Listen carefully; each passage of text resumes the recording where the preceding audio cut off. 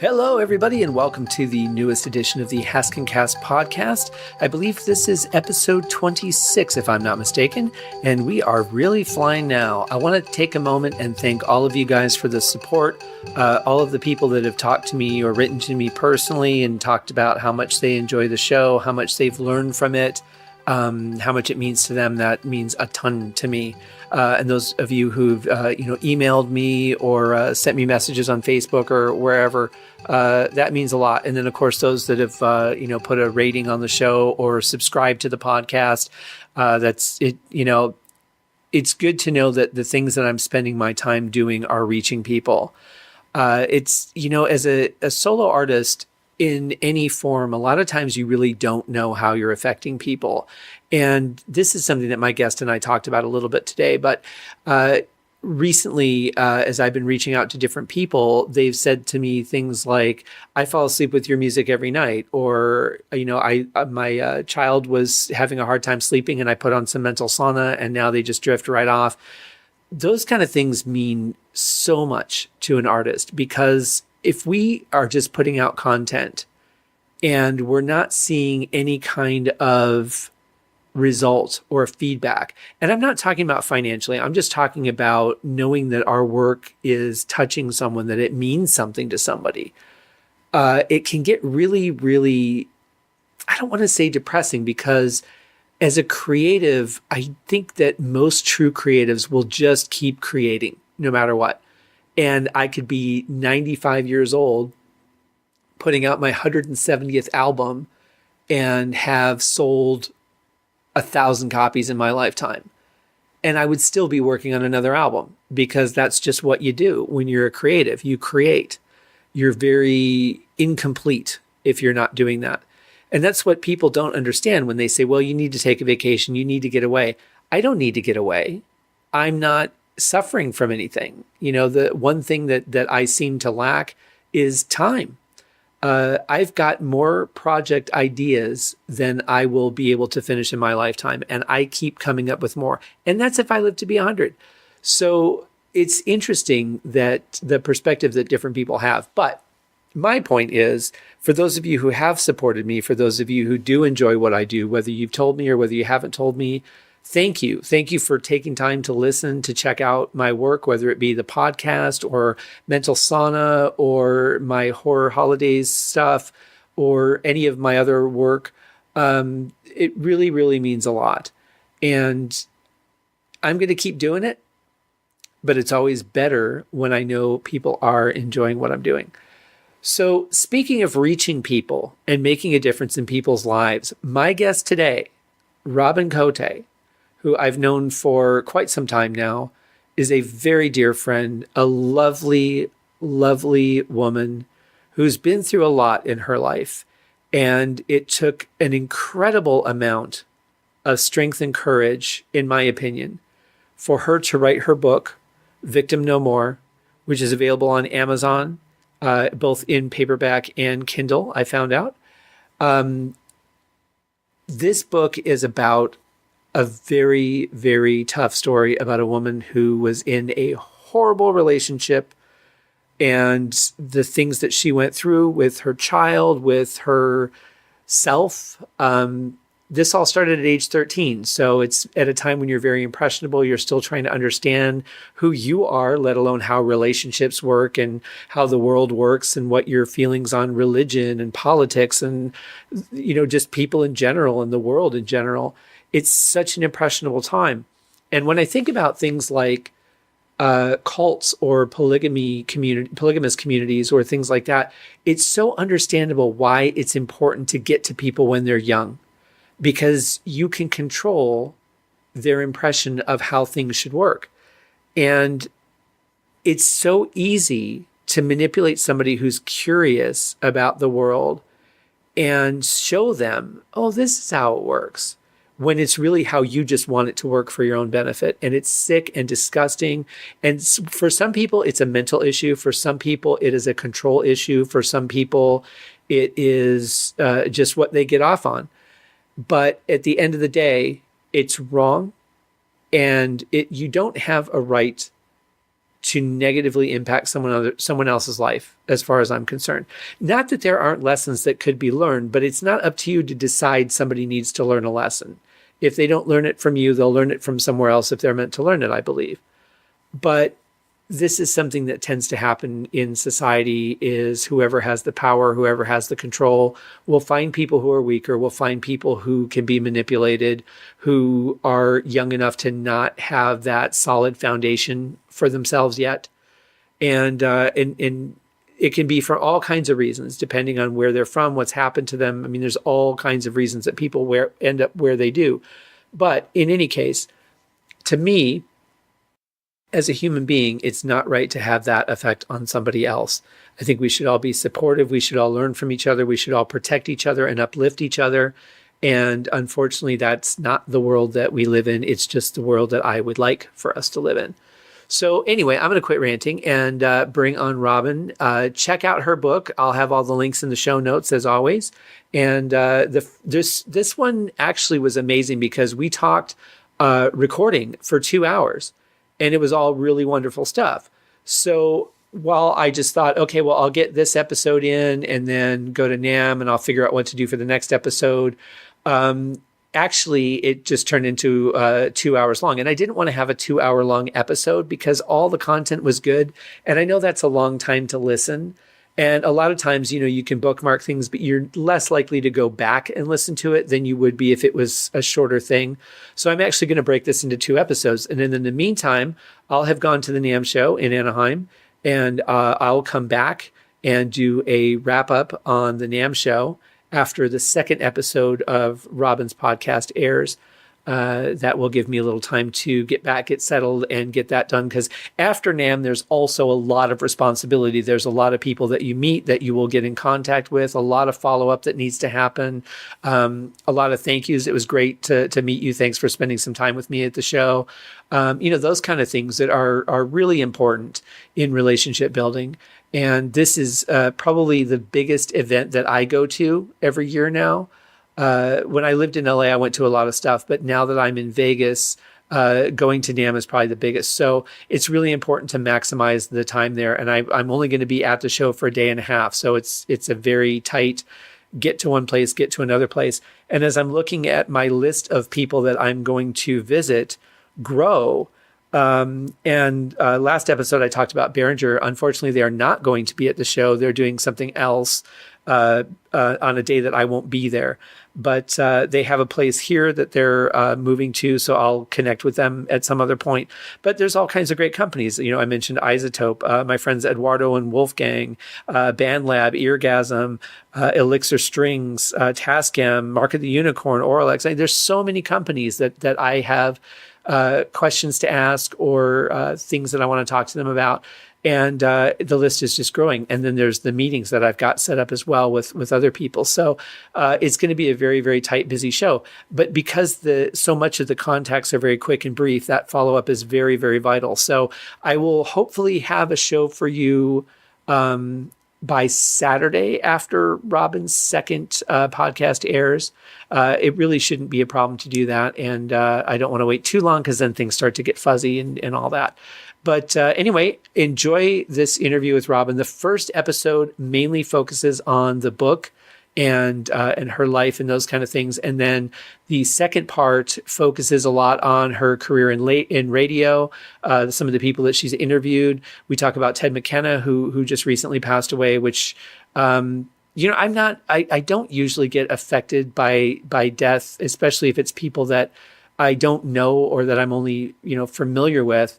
But in this case, it was a big deal because Ted was a pretty big So that had a bit of an impact. He played drums for Michael Schenker and did a bunch of other stuff, including some solo work. But I finally got to see him play last year when he was here for the Michael Schenker Fest show, which was just an amazing night. But I'm glad I actually got to see him play before he passed away. A lot of the people that have had an impact on me, I haven't had the chance or may not get the chance to see. So that was a pretty big event, and it's sad to see him go. But I will go and continue to enjoy the things that he was a part of creating until I'm not here anymore. or maybe beyond, because who knows what happens after that. But that's a whole nother topic. Anyway, so we talk about Ted because she had interviewed him at one point some time ago. And, we talk about some other stuff that she's done that you probably wouldn't have guessed. So let's start our chat with Robin and see where it goes.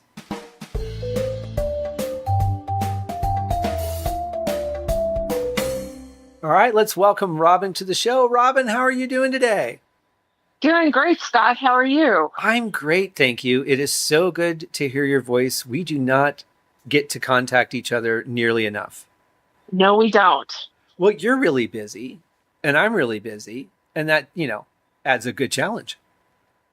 Yeah, well, sometimes we make ourselves a little too busy and we got to take time to stop and smell the roses and catch up with our friends that we love and adore. That is an excellent point. An excellent point. And I take responsibility for not doing that more often. Well, you and me both, honey. It just gets life gets away with us. Sometimes you need 28 hours instead of 24. Yes. If I could just get rid of those last 4 or 5 hours of sleep, then I think I could accomplish a ton more. Oh, don't say that, because we need sleep. The brain gets deprived. Well, wait a minute. That's usually the creative period, isn't it? It is, yeah.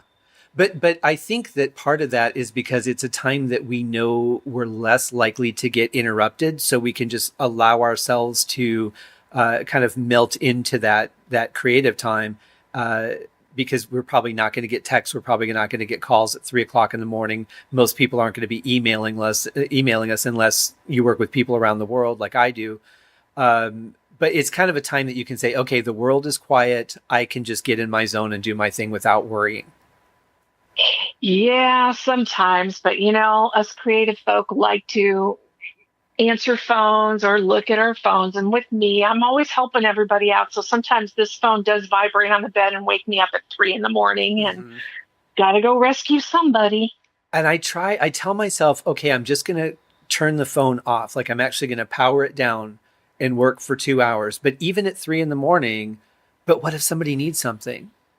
And I tend to not do it, even though I know it's healthier for me to lock myself away for a little while. And I certainly have the right to do it, but I don't.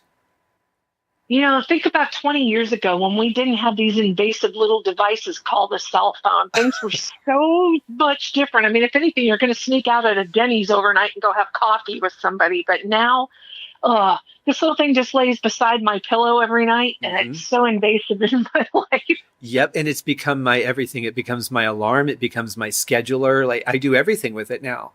And yes. I kind of feel like, I see people that constantly have it in their hands, and I don't think that you could claw it away from them. But I don't think I'm to that point, but I do feel like I've become a slave to that and the internet. I think that's just the way that modern technology exists in our lives, because everything revolves around it. And it's just, especially in the industries that it's all part of it. You have to have that exposure. You have to have the social media. You have to have your recording devices right there on the internet or on your computer. So there's always something that we have to have that's part of the new technology that we're dealing with. That's very true. And I often wonder, if I wasn't a business, if I didn't have a product that I was trying to, let people know about in the hopes that they'll connect with it, how much would I really be on the internet? I think back to when I first had AOL back in the old days when we were in Windows 3.1, and you would get, what was it, like 10 hours a week, I think, was what you were allowed to be on the internet. And I mean, wow. it was so limiting if you didn't have like an unlimited plan, which was ridiculously expensive at the time. And this is, dial-up modem days, where if somebody picked up the phone and you were online, it cut you off. How much would I really be on now if I wasn't a person who was trying to promote a product? And do you think that if you weren't in entertainment that you would be on as much as you are? Probably not. I would actually have a life outside of technology. Yeah. It's difficult, because you know how it is when you're doing something. Social media is how you promote yourself. And even in the studio, I have to have my phone turned down, no volume, because we're recording shows. So the thing about it is I communicate with people via text, whether it's family, friends, or even my boss that's sitting behind the glass wall. He can't come in and interrupt a show. He's got to communicate with me. Oh, there's something going on. So he'll text me. Right. So, I mean, it is vital to some things, but it is a nuisance in a lot of ways. I would agree. And I do the same thing if I'm running audio in a theater, and depending on the setup of the theater, I might be up in a recording booth or a sound booth, and the stage is at the bottom of the stairs. I don't have access to run down there during the show. So I'll usually text whoever the backstage hand is and go, hey, it sounds like this person's mic is off. Can you check it or whatever? So even in the course of business now, it's become a really helpful tool, but I definitely do feel chained to it. Oh yeah, yeah. It's it's worse. I even hate to do this, but it's worse than a ball and chain like marriage. Right. Sorry, that's just my reference because the M word is a bad word to me. I won't do that stuff anymore. Yeah, I can't blame you after your experiences. Well, you and I actually met through the Phoenix Independent Filmmakers Group obviously years ago when I lived there. I think we decided it was 2007 or so. And Yeah. it was so great to work on those little projects. You know, we would do short 5-minute, 10-minute films, do a lot of 48-hour film challenges. What was your main role when you were working on films back then? Well, I had been in and out of the industry for many years, and I was running a company with my ex-husband, and I was bored because I was staying at home all the time. I'm an entertainment person; I like to get out and do things. So, the only way to get back into the industry, because I really wanted to go behind the scenes, but you had to be an actor. That's always the first throwback. You go in, you be an actor. So I got back into acting after many years of not doing acting. And that's how I managed to meet you as I was becoming an actor once again to work on all these little independent films in the Valley. Right. Yeah. Was there a particular discipline that you would have preferred because you really wanted to do the behind the scenes stuff? What was it that you were working towards? I'm more the technical kind of person. Working in radio most of my life, I was more the background and I didn't like to be on camera. So I chose radio over television. And that's kind of what I wanted to do. I wanted to learn about the editing. I wanted to learn about, being able to sync up audio and video because being an audio person, that was kind of like something I could do. I wanted to learn how to do put special effects stuff together because that to me was really cool when they started coming out with all the technology where you could add lightning bolts and smoke and all this weird stuff in a film that you didn't have to actually recreate right there as it was happening because it was too dangerous and most people can't afford to blow stuff up. Right. So that was my big thing. And I wanted to learn animation. I never got that far, but it's fun to die on film. I've been killed so many times on film. And that's the craziest thing. People look at you and go, what do you mean you die on film? It's like, dude, how many times do you get shot? Have someone slit your throat, stab you, zombie you? I mean, I've been a zombie so many freaking times. It's crazy, but it's the weirdest thing. I wanted to do the behind the scenes stuff and eventually I did, but it was still fun to do the other crazy stuff as well. Sure, because how often do you get to do that? And especially I remember meeting somebody early on who said they were, I don't know why they were telling me all of the stuff that they had done because as a composer, like I'm not a director, I'm not going to hire you, but they told me that they took dyeing classes. And at the first said it, I really didn't understand what they meant. But there are actually classes that you can take on proper ways to dye in different circumstances, depending on what the scenario is. And I thought, that's some good dedication, though, that you don't just assume that you can do it or don't just say, okay, well, I'm going to do it. And then if you don't like what I do, director, just tell me. I mean, they actually went out of their way to learn techniques, which I thought was pretty cool. But thank you for caring about syncing up video and audio because it is so... It just like grips my adrenal glands and crushes them whenever I look at a YouTube video and it's off sync. Oh, well, even worse. How about going to a motion picture and seeing that something is a little out of sync? Yeah, I hate that.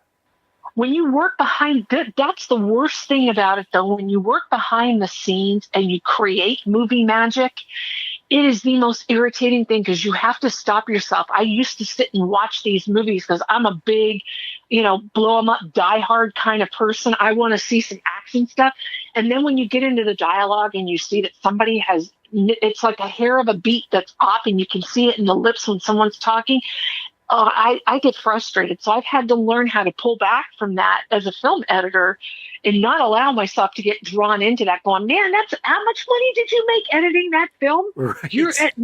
You're a credited editor. That's what ACE stands for, ACE, accredited editor. Mm-hmm. And if that's the case, how come I'm not making your kind of money when I'm sitting here looking at how bad you just did that? And I can see it. Right. And that's how it gets frustrating. So you know what I'm talking about when someone does the audio score or even the Foley in a movie. Mm-hmm. Sometimes you can see that when it's a hair off, and it's like frustrating. Yeah. And I mean, some of them can be really challenging. I had to do some sound design on a film where they were dropping sprinkles of sugar onto a bowl of berries. And to nail the sound design, the timing of what I was doing was probably the most challenging thing that I've done in film, was that one scene. And it was a cutaway. So it was very quick. And that probably took me half a day to get that to the point where I was actually comfortable with the timing of everything. But I was down to the frame, where I was matching it frame to frame. And yeah, it's tough. But if you really care about what you're putting out, what you're associating with your name, what the audience is going to see, what they're going to think of the film and all the people involved, you want it to be the absolute best it can be. And the next time I see somebody pouring sugar on berries, I'm really going to take that to heart, because that's just like, I'm like, really? You had to have sound design for that? That is such an intricate thing right there, to even think about something that lasts a matter of a millisecond. Yeah. Yeah, it really is. Because how are you? I mean, that's such a delicate, faint sound that your mic is probably not going to capture anywhere near what that would sound like. No, unless you dump a whole bag of sugar on it, then you know what it sounds like. Well, yeah, but then that sounds more like rushing water as it comes out of the paper bag. But yeah, that was a good challenge. And I remember one of the challenges I did with Phoenix Independent Filmmakers Group. I could never say that. That's why we started calling it PIFMGA. Yeah. Yeah. But I remember it was the objective, and Joe Holt called me up at like 3 a.m. and he said, "Do you have the sound of a bullet hitting a metal clipboard?" Well, yeah, who doesn't have that in their library?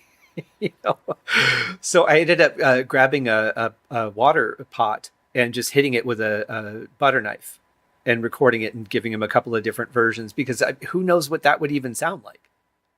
Wow. Because we didn't have the money to get a gun and a metal clipboard and go shoot it and record it and all that. We had very limited equipment at the time. And, but that's what you do, especially in Foley, is you find ways to make the sound that make you think you're hearing the sound when that's not really what it is.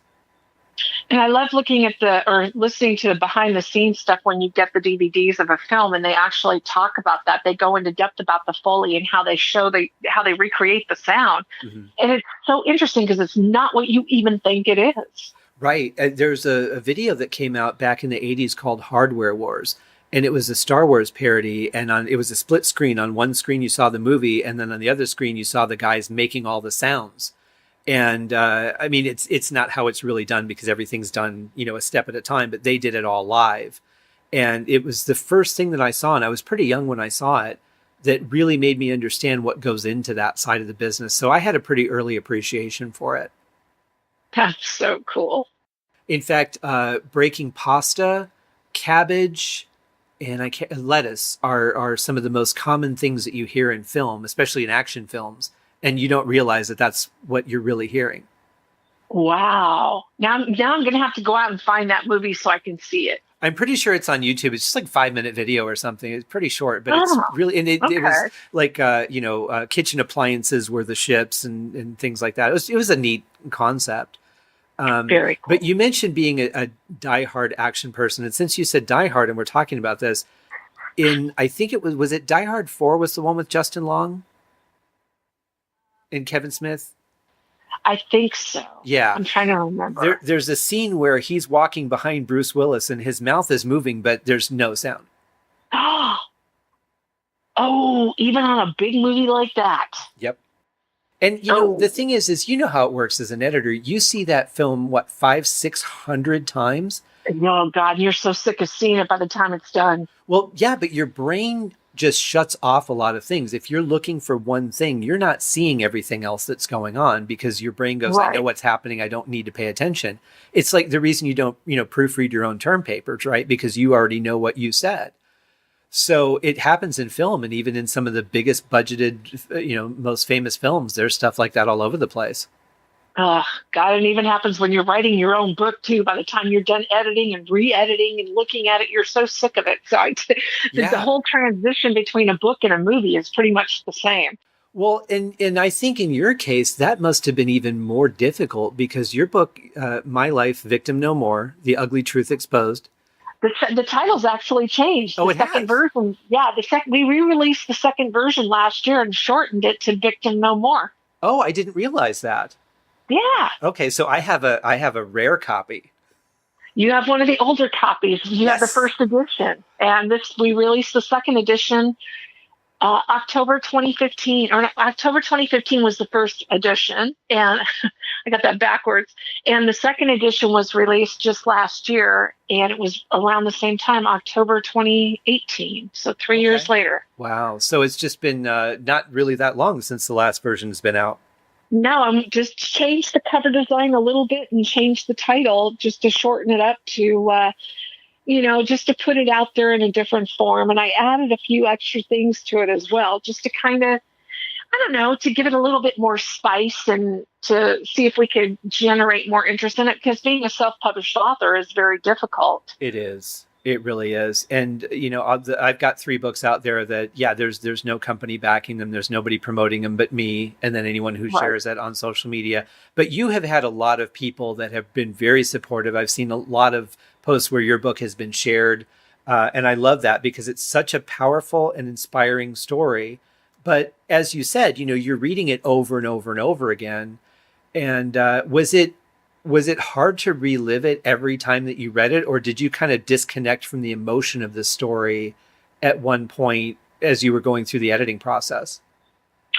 Well, I'll even give you the inside before then. When I started writing this in 2014, it was to clear the record with a lot of things and to help my daughter see the truth. Mm-hmm. And the funny thing is that when I wrote it and I was working on it, I was realizing that the current marriage I was in was extremely toxic. And I was in yet a verbally abusive relationship. The first one that this book is based on was just more verbal and sexual and a little physical. Mm-hmm. And the marriage I was in when I wrote the book was very verbal abusive and very toxic. And I was so blinded to that, I didn't see it until I started writing this book. And you just kind of peel open the wounds.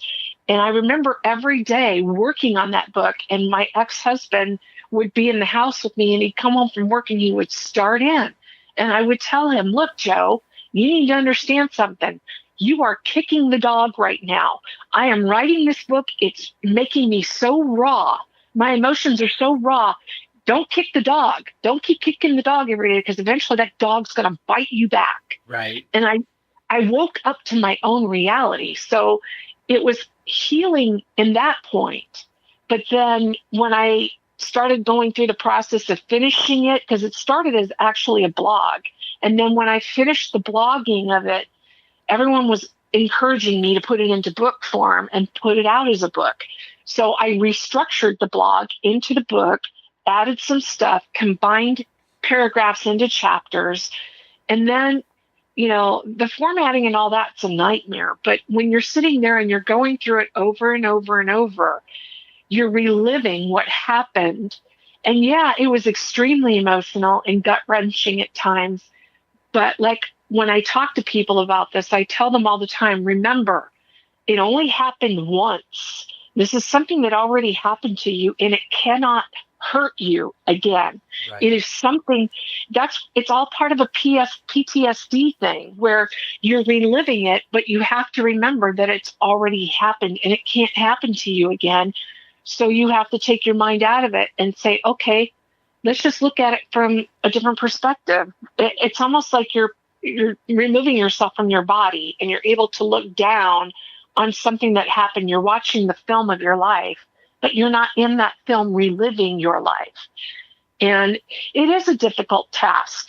It really is. And it scares the hell out of you, because when you're facing this and you're putting it down on paper, you're getting it out. But then when you're rereading it, you're going, I can't believe I went through all this. Right. And that's where I kept coming from. And, I would cry. I would get pissed off. I would sit there and go, what's wrong with you? Why did you do this? Why did you allow this to happen to you? You really beat yourself up about it, because you don't understand, as an adult in the age that I am now, because this is stuff that started happening when I was 13, all the way up until, I started writing the book. So you're talking over a 30-year period of time, and everything that's already happened has made me a different person. But yet I'm looking back on this going, I don't even recognize that person. I know that was me, but how could I let that person do that to me? And it's a very rude awakening. And it's a tough, tough process to write a book about any type of trauma you go through. But I'm telling you, Scott, it was the best damn thing I ever did, because it literally saved me from the hell I've been living with this guy for 11 years. And didn't realize that the pattern had repeated, and you put yourself in another relationship and didn't see this. You found the strength to get out of the first one. Yeah. And then ended up in another one that was a different kind of abuse, but you weren't identifying it that way, maybe because it wasn't physical. Right. It didn't seem as dramatic, because what you had gone through might have seemed worse because you had physical bruises versus emotional ones. I think we tend to do that. If we don't see physical trauma on someone else, we're less likely to believe that what they're saying really happened, or maybe it's not as bad. They're embellishing the story. But when you've got a bruise or a cut, it's very obvious that something happened. But we need to remember that there's so much more that's damaging from an emotional side, how deep-rooted those things become in our belief system, in the way that we see ourselves, the way that we see the world. We have to look at that just as importantly as anything that's damaging to our physical body. You got that right. Absolutely. Because it is extremely damaging for someone to, think about it. When I first started that first relationship, I was 13 years old. So I didn't have the most strongest parental unit, and my parents are still together, but they weren't the strongest parental unit, and they didn't give me the insight that I could have used to pull myself out of all of that and to be a smarter person. I had to learn all that at a very young age, and I didn't even realize the emotional warfare I was being set up for as a child going into my young adulthood. And then here I am again being put back in that same position. And I wasn't even aware, because I distracted myself with things in daily life. I was in a point where I left my career, my successful career, after 30 years to go into business with my ex-husband. And I took myself away from the whole entire gamut of what I was used to. And I actually trapped myself with that marriage, running this business and having everything rely on that business financially with him. And when I wrote the book, it just woke me up to, it's like, you know what?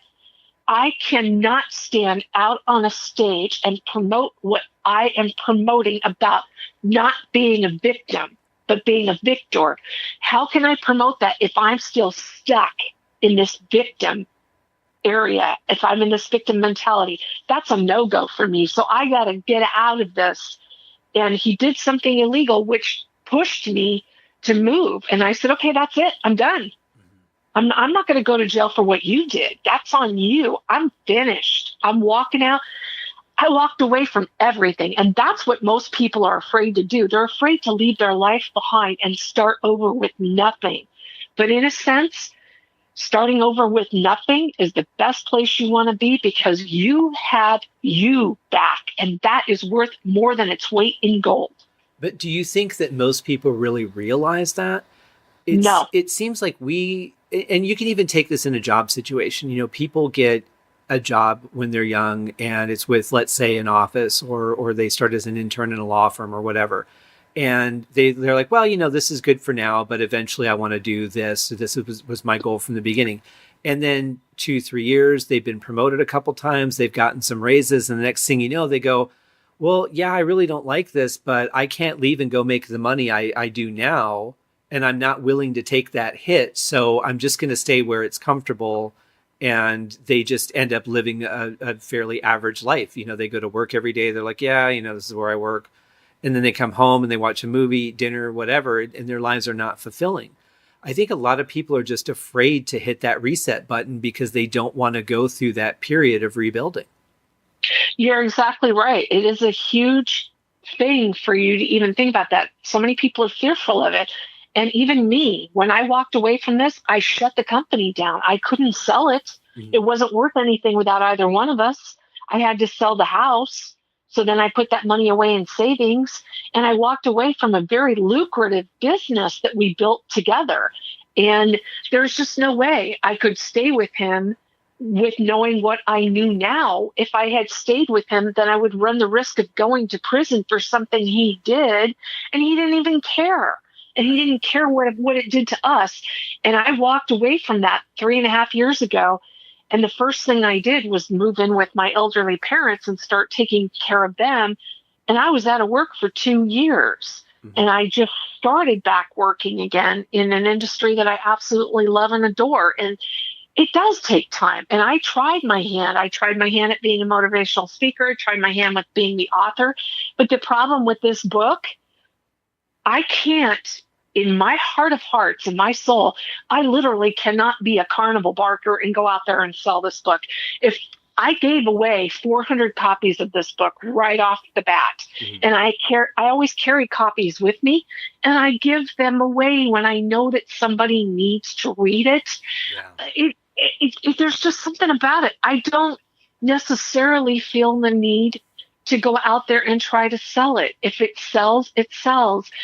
It goes to the people that need to see it, because the biggest thing about that book, it's very cathartic for me to put it out there, but it also, I want it to inspire other people to not be afraid of what's out there, to not be afraid of what's inside them, to not be afraid to step up and tell your story, because you're not only going to heal yourself by getting that garbage out of your system, but you just really have no idea how you're going to touch somebody else out there that might need to hear that message.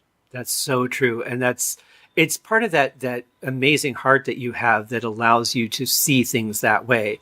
I mean, yeah, when we put products out there, of course, we want them to be successful. We want them to be profitable. We want that to be the thing that we do. I just wrote this book. It's very emotional. I want to go out there and I want to show people, I want to give speeches. I want to be a motivational speaker. I want to do book tours and really see how many people I can touch directly, because how are people finding this book if I'm not out there promoting it? That's big. But giving away those copies, obviously a lot of people did reviews, and that ranks you up in Amazon a little bit more, hopefully get you a little more attention so that people will buy it. But there is that fine line between being, and in this case, I'm still going to categorize you as a creative for the purpose of the book, because I think that it still falls under that same category, even though it's a true story. There's still that I want my creation to touch people. I want it to mean something. I want it to have value. And if I can change lives with it, that's the real reason I did it. And that goes above the sales and all of that. Well, I will tell you this. The biggest mistake I made was I had a party, because I had a triple threat party, a book release, a divorce, and a birthday party all in one. I invited a lot of people that I thought were good friends. There were a handful of those people that I consider, good friends. They came. I spent a lot of money on this party, and I was hoping that a lot of these people would have written reviews for me. And you were one of the only people that wrote a review. There was maybe 2 other people that wrote reviews. Really? But yeah, the sad part of this is there were a lot of people, and the hardest part, I actually, when I write in the front of my books, when I sign them, I actually sign it's pretty much an entire page of me writing something very personal. Right. I I found out several of these people, and I don't know who they were because I don't have any idea of what copies went. Hmm. But a lot of people put these up on eBay and Amazon to resell, and Really? that broke my heart. But it also taught me a very valuable lesson that when I'm working on 5 other books right now, so when the next few books get released, when these people come forward and ask for their free copies, I'm not going to be giving them away. There's only going to be a small select handful of people. And, we work with some amazing people in this industry, Scott. And Diane Dresbach, Hmm. who you know, and a few other people who are authors told me straight up, don't be giving all your books away. If your friends want books, have your friends buy your books because they're not that expensive and they're supporting you. Right. So to me, the people who were there for me that did the reviews, that gave me the support, they put the post out and shared it everywhere. Those are the guys that I'm going to give the free books to because they're the ones that love and adore me. They're the ones that they understand the work commitment. They understand that you help each other because that's what we do. We share each other's work and we put it out there on our networks. Hmm. But when I sit back and I see that a lot of people put these books up on Amazon for sale, I'm like, why would you do that? These were personally autographed to you with a personal message. Think about the buyer's side of it too. Hey, I just bought this used book, and then there, you open it up, and there's a very personal inscription. How do you Yeah. feel as the buyer having someone's copy that obviously you really cared about that person? But Yeah. Diane was a guest on the show back in December, I think it was, promoting her new book. And yeah, she's very intelligent, very sweet. I I love her love to death. Diane. Yeah, she's amazing. But I think the thing is, and I would not have expected this either, but I have a lot of friends who are authors, and several of them are like USA Today best-selling authors. And I've gotten a lot of advice from them. If you get one review out of 10 or 15 free products, you're actually doing good. Right. When it comes to your friends, yeah, they're your friends and they want to support you, but when it comes to taking action, it's a whole different thing. How long does it take to click and put a star rating on Amazon? What, 2, 3 seconds? Right. Or write a quick review is a minute of your life to do for a friend. And especially if it's something that you really connect with, like this material. I've never been in a position like you've been in, but I can see how much this would help somebody who has been. And so as soon as I finished reading the book, I immediately jumped on Amazon and I wanted to let people know about it because it is an important work of art for people to experience.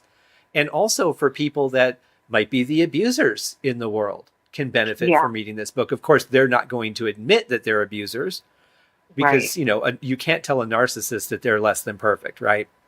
Right. Right. And the thing, you've read the book, and the thing about the book is it doesn't just cover domestic abuse. It Mm-hmm. covers bullying. It Yeah. covers a lot of death.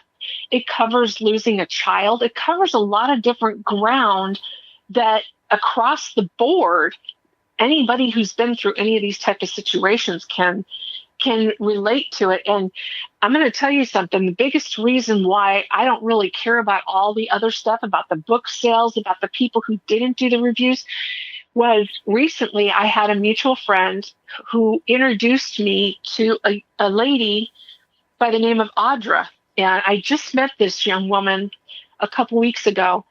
And Scott, let me tell you something. She's writing a book about her life. And like I always tell everyone, yeah, I've gone through a lot of stuff, but there's always somebody that's gone through worse than I have. And that's what keeps my head level and grounded because I know there's always people that have gone through worse than I have and they've come out the other side a better person. But when I met this woman, Audra, she was telling me her story. She's in the middle of writing her book. She was struggling with one of the chapters that is very painful and gut wrenching to her that happened when she was a young child.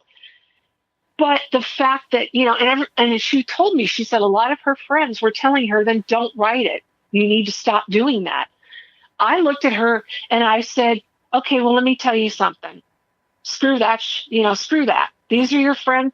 If they can't understand this is how you need to work it out of your system, then don't listen to them. And I'm going to tell you that I understand that situation you're talking about that you can't write about right now because it's very painful. I said, let me tell you what happened to me. It's in my book. And she realized that there's somebody else for once that could relate to what she went through. Not the exact same experience, but the same type of experience and the same type of things, that, the emotions that it leaves us with, the garbage that we have tucked down inside. And I just printed out her copy of her book. She contacted me a couple of days ago and said I was able to make it through that chapter that was so hard because of that conversation that we had. She goes, I wasn't sure I could do it, but you helped me do it. That's why I do what I do, because it's so important to let someone know. I'm getting all emotional. It's important to let them know. I love that story. And I'll tell you, the thing is that, and we talked a little bit about this before the show, is that you never know how you're going to affect somebody's life. And if Right. you're doing things that are true to your heart and putting the things in there that your intuition is telling you to put in there, no matter how hard it is to dig through and push through to get those things on the page, those are the things that are probably going to make the biggest difference to the people that will need to connect with it. And I'm Exactly. so glad that you found the strength to power through and get some of those things in there and inspired someone else to do it. And then if you take that a step further, who knows how that has changed her beyond just being able to release the book. Maybe there's other things that she'll realize that is high of a mountain as they are to climb, she'll be able to find the strength to climb them or encourage somebody else to do because you showed her how to do that. It's funny that you should say that because her book is called Moving Mountains. Oh, no kidding. Yes, I mean, she's amazing. And the thing is I feel like I've known this woman I feel like I'm connected with her soul wise. And it's not the first time I've been able to connect with someone like this because when I started speaking on stages after publishing the book the first go around, you have women that come up in the shadows and they thank you, but they're not ready to come out of the shadows just yet. Mm-hmm. So I have them lurking on my social media and they're not ready yet. But when they are, I'm there to throw the life preserver out. And that's the fact that this woman and I sat in a coffee shop for 4.5 hours not long ago and just talked to one another. It was like, oh, wow. It's mind blowing when you can reach that relatable thing between two people that have gone through such harsh circumstances. And she's gone through some pretty tough stuff too. And, just to be able to hear somebody be elated that they got through something, Right. that's all the payment in the world I need. Who needs to be a bestseller? If you're able to, I mean, she's now reading my book Mm-hmm. and I'm starting to read, hers is almost finished, but she did it a little bit differently than I did. She actually sat down and started writing in a book format. I did it as a blog. Right. So I was doing it piece by piece because if I had sit down and do it like the regular writers do, I don't know if I would have made it out of that so easily. It is a difficult process to put true to life things down on paper. And I wish I could invent stories and be, a Stephen King and put things down on a book that could make an incredible movie. But, who's going to want to watch my movie because that's some pretty crazy stuff. And it just to be relatable to people, that's the biggest gift of all is being able to understand that human nature is not always kind. And we have to learn to be kind to one another because even when you see someone who is homeless, we don't know what their story is. And a lot of times we're too afraid to find out. Mm-hmm. Well, yeah, because it's too much trouble. Sure. I always use the analogy of Laura Ingalls, and back in the days, when she was around, If her house had burned down, the next morning the entire town would have been out there cutting down trees, plowing the land to rebuild another house for her. And nowadays, you can't get somebody to help you move without buying them dinner or beer or whatever. It's just a completely different world now. People can't be bothered most of the time unless there's a benefit to them. And I tend to gravitate towards the people that see beyond that, like you. You put something out because A, you wanted to tell your story. You needed to get that out of your system. But B, you released it because you'd hoped that it would touch other people, that it would maybe open their eyes a little bit to their own situation and see things that they weren't admitting to themselves. And it could not have been easy to go back and readmit to yourself all the things that you allowed to happen. And I have to say it that way because as difficult as it is, whether we realize it or not, and I mean at 13, that's just a ridiculous time to have that programming start, Right. to say that this is the way relationships are and this is the way that life is. So you better just get used to it, cookie, you know. But at some point, once you've seen enough of it and you realize I'm not happy like this, every day is another choice. But I think people tend to stay in what's comfortable. Again, going back to the job example, Mm-hmm. it's scarier to leave this situation where I don't know what's going to happen every day. Even though I'm miserable, I know what my day is going to be like. I don't fear anything. Yeah, it sucks. I'm not anxious for him to come home from work, but I know what it's going to be like. So there's no dark areas in that. And the worst part about that people don't realize, this was, I developed in that last marriage that was so toxic. When I was writing the book and coming to my awareness, I realized that what I was going through was creating a physical manifestation from being caught in this toxic cycle. And what I mean by that is, my air was clear when he was gone during the daytime.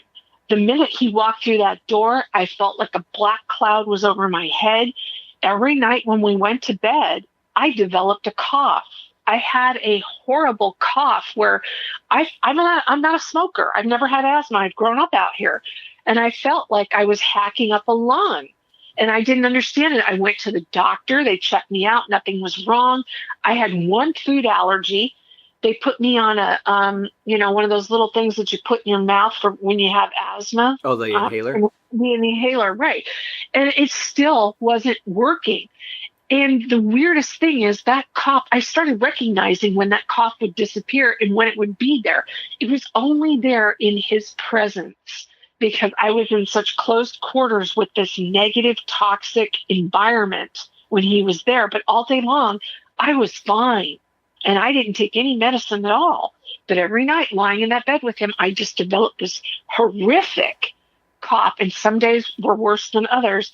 And the minute I made that decision to walk away from that relationship, no matter what I was facing being on my own again at 48, I got rid of that cough. Right. And it was like the light bulb went off over the head. It's like, whoa, wait a second. I allowed this person to be in my life for longer than he should have been. I allowed all that negativity and toxicity to affect my environment. And the minute I no longer allowed that, everything changed. Right. Well, it's very common, and we don't typically realize it because we think that something has invaded us, whether it's a virus or whatever. But it's very common that we take the things that bother us and we turn them into physical ailments as a defense mechanism. And Yes. obviously, if you're hacking up a lung, he's not going to want to be, all over you. And that was probably the best, one of the best manifestations you could have created in that situation because it kept him at a distance, which is exactly why that was what it turned into. Instead of, your elbow hurting or neck pain or whatever, it became something that would repel him and keep you safer as long as you could be. Nice. I never thought of it not in that respect. That's very cool. Well, I mean, I could be wrong, but that No, seems to be reasonable. I would agree because, just the thought of him touching me at that point was, he made me feel like I was nothing. And I allowed him to beat my self worth down and my self esteem. And it's like, I fought so hard to become such a strong, independent, wonderful person. And I could walk into any room and feel confident. And he took that away from me. And I allowed him to take that away from me. I gave him that power. I love that you're saying it that way because that's exactly what it is. And I think that's probably one of the biggest reasons that people don't get out of these situations is because they're not willing to admit to themselves that they could have taken control and didn't because of their fear. I mean, I understand why they don't. But at the Right. same point, I'm basing this based on the fact that I've known a lot of people who have been in similar, not to the extent that you were in, but very abusive relationships, whether they were verbal or physical. And that always seems to be, but I'm afraid, but if I do this, then he'll really get mad. And I'm afraid of what he'll do. That seems to be a very common thing. And while I can understand that, are you willing to be miserable day after day after day instead of just cutting that cord and letting whatever that is going to happen that one time be that one time, or set yourself Right. up to be away from it so that he can't come back after you. Um, Right. but when you're in that situation and you don't see that there's an outside of the forest to your life, I can understand why people don't take that leap. But admitting it to yourself has to be the hardest part of all of it. I think as you get older, you become more wiser. And I know that sounds so cliche, but it's very true. And the thing I've realized is that it wasn't me that created the situation. This was a person, my last husband, this was a person who was fighting an identity crisis, who doesn't really understand who he is himself. And he never was able to seek out that answer. And even now, 3 years out of our marriage, he still has not done the soul searching he needs. I've already been to that place. I've already done my soul searching. I already know who I am, and I'm proud to be the person I am. And I allowed him to change that part of me for 11 years, but I fought to get back to that person, and that's where I am today.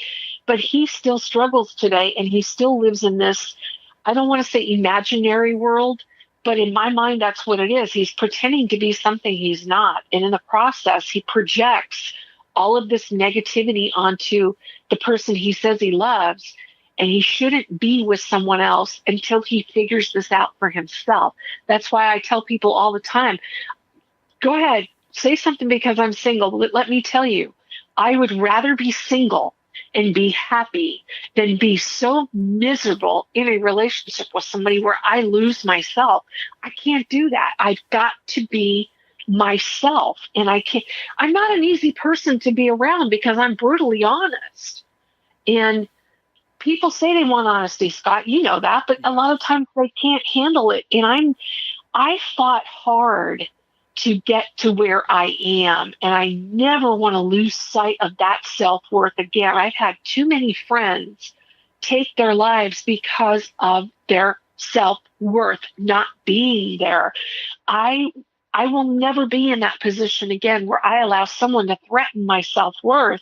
Even if I get an inkling of that, I'm like, whoa, no, we are so finished with this. And I will walk away. I won't allow someone to threaten that self-worth ever again, because you have to be strong enough to understand who you are and what you're willing to accept. If someone crosses your boundaries, game over. Right. But I would disagree with you on how you view yourself. I think you're a very easy person to be around, but it's a matter of being around the right people, people that you're in harmony Yeah, with, or that you can find something, like this girl that you met. You might not have been in harmony with her because you guys are in completely different places, but you found a way because you have that thing in common and you can talk and have an open discussion, and then you right. become in harmony. So that's okay to not start off in harmony or be around people that you're not in harmony with. But when you find that core group of people, the people that value life the same way that you do, that even through different experiences have the same values as human beings that you do, have that big heart that you do, and have that desire to want to make this a better place for people to be, that's going to be a great time. I mean, you can disagree, you can have open discussions, but it's a place where you feel that you can speak your mind and have your opinion respected, even when not everyone agrees with your perspective. Right. Well, yeah, I think with me, I'm surprised. I was waiting for the ball to drop on that one. I wasn't sure where you were going to go with Oh, that. Disagreeing with me. I'm like, uh-oh, what did I say? But, I think with me, when I say that I'm a hard person to be around, I think it's because I can call you out on your crap. And I expect you to do the same thing with me. mhm. And I do have a very wonderful tribe around me, including you, who will call me out if I need to be, who will give me the support that I need. And of course, when I got divorced 3.5 years ago, I had to learn how to let people in, and I had to learn how to cycle them out when they weren't the right people. Mhm. So this is something that we go through all throughout our life. And people, with me, I've lost so many people in my life. I buried 41 people within an 11-year period of time from the age of, 23 to 34. Mhm. And I'm not supposed to have that many people die on my life. None of us are until we reach that age of 60, 70, then they all start dying off. Right. But Yeah. but back then it taught me so many different things about life. And you have to learn that, yeah, you can't just, I was always at the point, well, damn, I lost so many people that I gave a damn about. I'm going to keep this person in my life because I've known them for 20 years. But then 20 years later, you're looking at this going, okay, they're in a different place than I am. We have grown apart. I have to let that person go. I don't care if they've been in my life the longest and they've known me before I so-called became well known. I have to let them go because they're holding me back and they're not the right person to have in my life at this time. And that's always hard. That's a hard thing to do, especially when you lose so many people, or like if you have people that have been military brats growing up, they could never have friends long enough. You want to hang on to people because they mean something to you, but sometimes in life you have to cycle them out because they're not part of where you're at anymore. Like you said, if they don't vibrate at the same levels that you do, if they don't function the same way that you do in a lot of ways, and all they're doing is bringing you down and creating this massive negativity or toxicity, you have to filter them out. And maybe somewhere down the road, they'll be a different person and you can filter them back in. But a lot of times it just works out that you both go your separate ways. Well, I'm so glad that you said that, because there's so many times I've heard people say things like, but I've known them for 20 years. Yeah, but are they the same person that they were 20 years ago? Are they someone that you still, if you met them today, would you want to be around them? And Right. those are the kind of things that we really have to look at. If we want to be happy in our lives, we have to spend our time doing things that make us happy. We have to be around people that we support, that support us. I don't look at family as the people I'm related to. I look at family as the people that are there for me, that I want to be there for. And, Right. people that inspire me, that push me, that will call me out on things that I'm not thinking properly on, or maybe doing something I could be doing better at. But there's that difference then between those people that are that group of people, but they really don't understand what we do. So they'll say things like, oh yeah, well, you should probably find, a backup job, or, in case music doesn't work out, or, yeah, broadcasting, that's in entertainment, and it's a pretty crazy thing. So, you should probably go to college and get a degree, and these things that people mean well because they want us to be happy and safe and secure. And they don't understand, it's not that we enjoy our job. This is our life. This is who we are, not what we do. There's a big Yeah. difference when it comes to the fields that we've chosen. Or the fields that have chosen us. Ah, well said. Yeah. That's the key, because this is something that's part of our lifeblood. It's our soul. It's in our veins. It runs through us, heart, mind, body, and soul. Mhm. What can you do? I mean, you have to give in to that. Right. Now, did you get to do any book tours, like a Barnes and Noble, or any kind of place where you were set up and able to do like a speech and an autograph signing? No, I actually decided I was going to hire people to do this the right way. I hired someone to do PR for me, but that didn't last very long. And we basically severed our contract because it wasn't the right steps that I needed to be taken. And then two friends of mine at the time, one is now deceased, the other one and I don't speak anymore. They both encouraged me to hire this gentleman as my manager. And he supposedly had connections in all the right places, was supposed to be working on doing things, supposedly had me booked on a TV show in California. It was supposed to be Ellen. They didn't want me to do anything to promote myself because they wanted to break me on Ellen, was what he said. And 3 days before we were slated to go to California to be on the show, he tells me that they canceled. And I said, why would they cancel? He said, because they said you're an internet ghost where this book is concerned as an author, and they can't have you on the show. I said, well, that doesn't make any sense because you told me that I can't do any self-promotion on this book anywhere because they wanted to break me first. Right. Everything became so convoluted with this guy. He took me for 11 grand. And here's the sad part. He never was a legit person. He is now serving 8 years in prison because he was involved in a scheme where he pretended to be a doctor and was injecting people. He had a laser facility and he was injecting people with Botox or something that was supposed to be Botox that wasn't. And somebody apparently reported him to a television station, and the television station went under investigation. You know, they sent people in there and they busted him. And now he's serving 8 years in prison. So, yeah. And, you know, you just learn. You learn sometimes that things don't always work out the way you want them to. So I never did get the book tours that he promised. I never got the HBO documentary he promised. I never got the Ellen debut. Of course, he was a con man. So, you know, you learn. And I had these two women friends of mine that told me this guy was legit.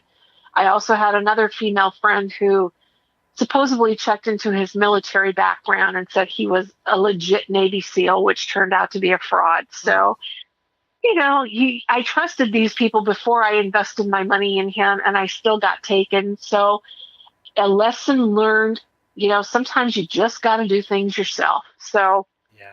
And it's a shame, but I love that you went for it. And, you know, you can, yeah. And it's not over. You can always find other avenues, and there may be, sure. You know, there, I would think that you are the kind of person that Ellen would want to have on her show because she does a lot of inspirational kind of stuff, you know. But it's tough because every time that someone in this business has the potential to go somewhere, there's always sharks just, you know, swimming around waiting for that first drop of blood because they know it's coming. And, sure. You know, I've been in that position myself, and I learned kind of early on that, you know, especially when you're really struggling in the business, and, you know, every little thing is, oh my God, finally, this is my break. I don't have to struggle. I don't have to work my stupid day job that I hate anymore. And I'm just going to be an artist now. And then it turns out not to be true, or the contract falls through, or never got the funding, or somebody wasn't telling the truth, or it was a scam from the beginning. It really, really becomes a personal attack on us because it's who we are. This is taking our core soul and just shaking it around because you can. And right. I'm really glad that he got caught.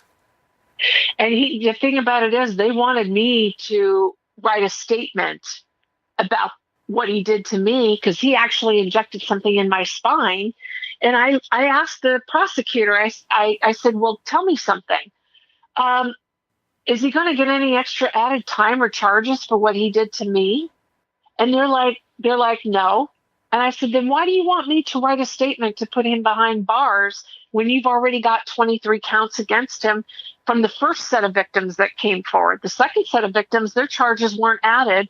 And they came to me and said, well, we understand that he was doing stuff with you because we found paperwork. And I'm like, well, what am I supposed to do with this? I'm not going to testify against him if he's not going to have charges on me. I said, he's a vindictive man. When he gets out of prison, he's going to come after me. Right. Yeah. I said, I don't want to be included in that. Yeah, there's no reason to put yourself at risk if there's not a potential No, benefit. I mean, if it would have been the no. difference of, well, when we add this second group on, we're going for a life sentence. Well, then that might be something to talk about. But if it's just, you just Right. want more and more and more people to testify, you've got enough, No, you no. know. And my thing, I looked at it this way. Karma always comes back. He is a repeat offender because he had clinics in the past where he ripped off people and injected bad stuff or didn't injected fake stuff. And the fact is, he got caught this time because some woman went on camera hidden in the shadows. I have no idea. It was all my friends are like, "Isn't that your manager? Isn't that your manager? He's on television right now in an expose." I'm like, "Holy cow." And I started watching the reports that this reporter was doing. And the one guy he damaged, the one guy was the big testifier against him. And I'm just like, okay, I don't have to do anything. Yeah, I lost 11 grand and you were a fraud to me. You were a con man, but now you're behind bars serving time for doing something damaging to other people. Your karma's already served right there. I don't have to do anything. I'm washing my hands clean of it. I'm walking away from it. Yeah, I mean, and what more can you do? Because if it's, you have to consider yourself above Right, all else, and you have to keep right, yourself safe. Otherwise, you're not going to be around to help other people. right. And I could have went after him for restitution, but you know what? I was an idiot for handing him that money. I was a dumbass because I should have done my homework even more so. I sat with these three women and they all told me he was legit. Even one supposedly ran his background information through the military computers. And then after the fact, when I talked to her, she said, uh, she goes, "It's not the same person I was thinking of." I'm like, really? You're just thinking in the back of your mind, never again will I put myself in that position. It was a lesson I needed to learn. I should not have handed that kind of money and trust over to somebody. And I'm just thinking in the back of my mind, done, done, and done. No more. Moving on. That's been a reoccurring theme throughout this podcast series when I've talked to people in the industry is make sure that you're vetting who you're working with, who you're putting your trust in. I interviewed a couple of models and it's the same thing. Like they're going to go on a shoot at a studio or somebody's house or whatever. You better know who you're shooting with. And, Right. when you're trusting your business to somebody, it's obviously equally as important because this is your future. Your life would be completely different if you would have, found out that this guy was a fraud right away, and then you would have taken a completely different course of action. Right. But it's a lesson, and you can't beat yourself up over it anymore. You can go, okay, Yeah. I've learned something very valuable, and Yep. everything I do going forward, I'm taking that with me, just like everything else you've gone through. And he's serving his karma right now for all the lies and the hurt that he did to other people. Hmm. And even though I don't get any vindication for what he did to me, it doesn't really matter because now he has to serve a prison sentence. And the worst thing that's going to happen is he's not going to see his little baby girl grow up. He's going to miss 8 years of her life. And those are important years when she's just a little baby right now. She's not even going to remember who he is. Well, I have honestly no sympathy for him, but I have No, I I don't have it either. for her. I do too. In the long run, maybe this is the thing that she needs to go through to create the person that she's going to be, to learn that, self survival. Yep, because my ex-husband doesn't even know his firstborn son. My son is now 33, and when my first husband and I split up, my son was 2.5, and the last time my son saw his dad, he was 5, Hmm. Yeah. and he has no really recall of his dad.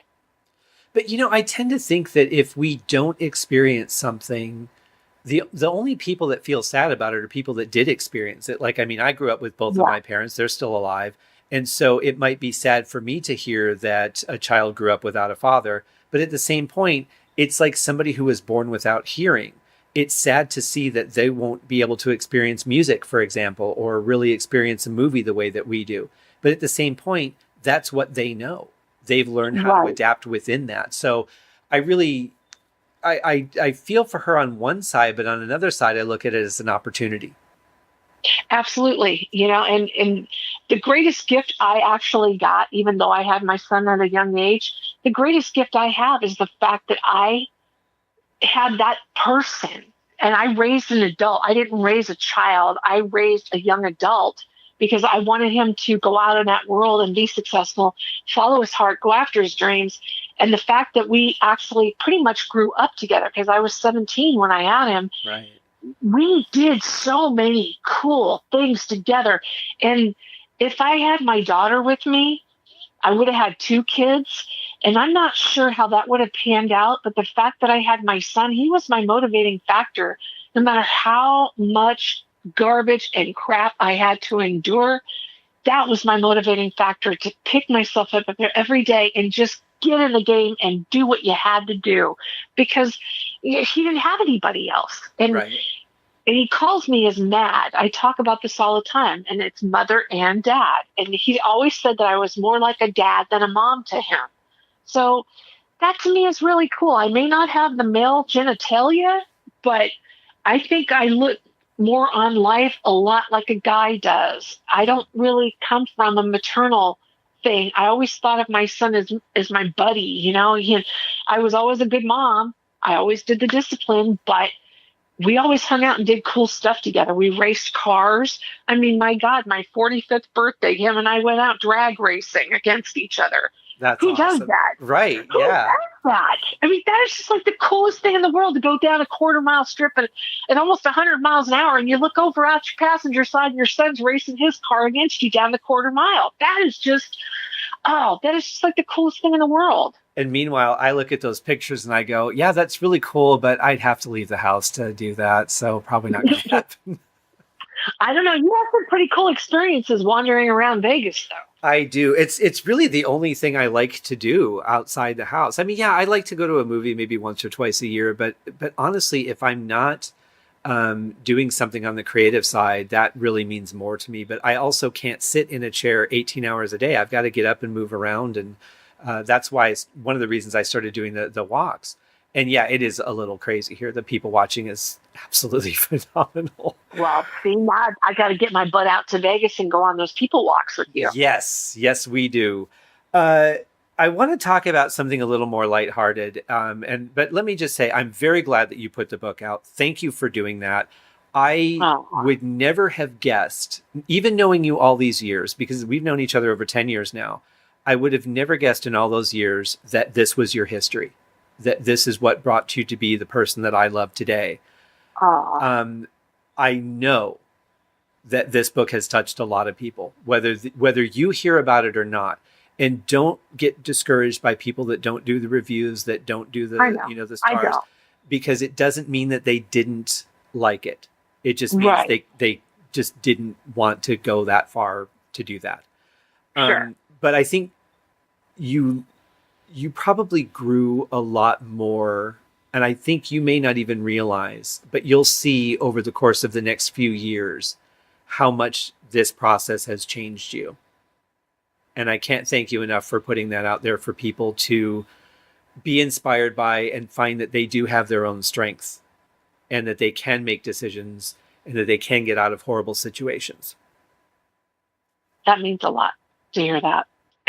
Getting me all choked up.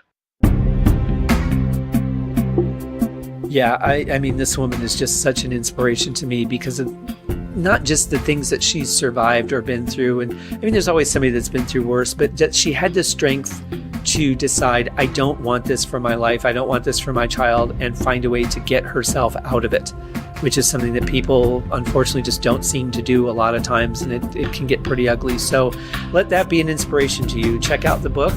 And thank you for joining us for this week's episode. We'll be back next week for part 2 with Robin. And thank you for listening to the Haskincast podcast. Please do leave a review or at least a rating on whatever channel that you're listening to. And let's help get the word out so that we can help share more great information like Robin gave us today. Thanks, guys. See you next week.